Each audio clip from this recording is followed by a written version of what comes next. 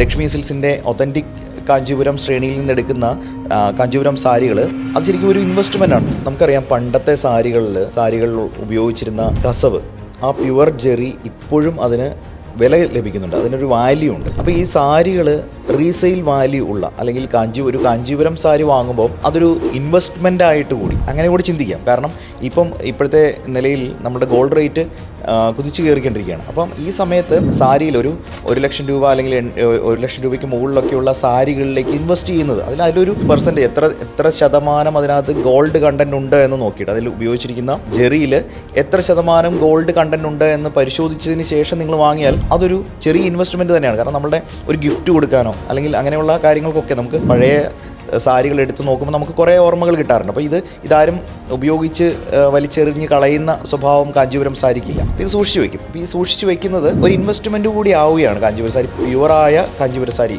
Lakshmi സിൽസിൻ്റെ authentic Kanchipuram ശ്രേണിയിൽ നിന്നെടുക്കുന്ന കാഞ്ചീപുരം സാരികൾ അത് ശരിക്കും ഒരു ഇൻവെസ്റ്റ്മെൻ്റാണ്, ഒരു അസറ്റായി മാറുകയാണ്.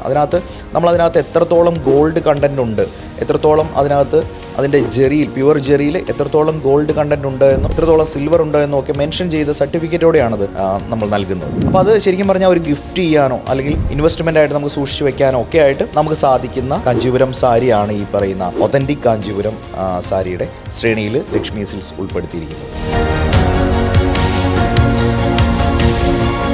Lakshmi silks, T B road, Kottayam.